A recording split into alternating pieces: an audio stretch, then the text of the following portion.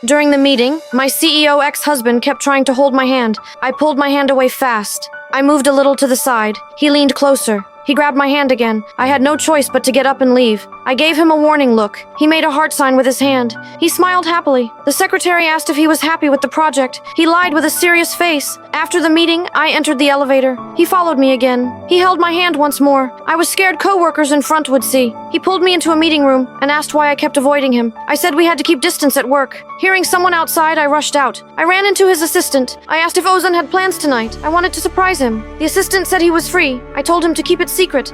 After work, I called Ozan and told him I had a surprise at home. He said he was coming right away. While I was cooking dinner, he suddenly appeared behind me. He even bought me a new phone. I kissed him happily. At dinner, I told him I would not be his friend's assistant. I liked my current job. He held my hand with joy. Then his phone rang. It was the woman who liked him. He had promised to have dinner with her, but he forgot. He said he would rush to the restaurant. I knew he always kept his promises. Even if I was upset, I had to let him go. Frustrated, I went to my best friend to vent. I said that woman just wanted Ozan, but he was too dumb to see it. I was upset because he went to another woman. My friend teased me. She said I was the one who planned to teach him a lesson. We talked about my old plan. I said I wanted him to fall in love with me again. Then I would dump him. I wanted him to pay the price. The next day at work, Ozan walked in holding Chala's hand. She announced they would marry soon. My head almost exploded. I couldn't believe it. She mocked me and asked if I wouldn't bless them. I walked over, hugged her, numb inside. I suddenly felt Ozan like a stranger. I ran away from the crowd.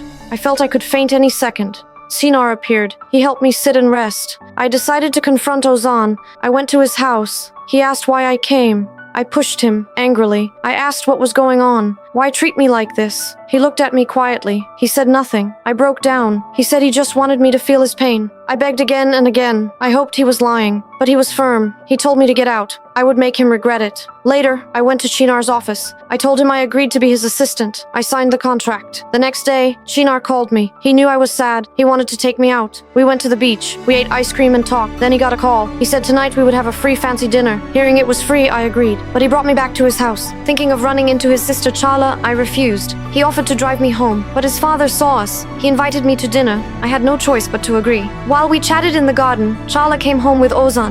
At dinner, Shinar's father noticed the bad mood. He said the brothers would soon be one family. Why fight? Ozan stood up. He said he was going to the restroom. Just then, my best friend called me. She told me Ozan acted this way because he overheard our talk that night. I rushed to find Ozan. When he came out, I pulled him aside. I explained fast. I said at first I did want revenge, but later everything changed. I wanted to be with him. He cut me off. He said we were over. Then he walked back. He told everyone I was his ex-wife.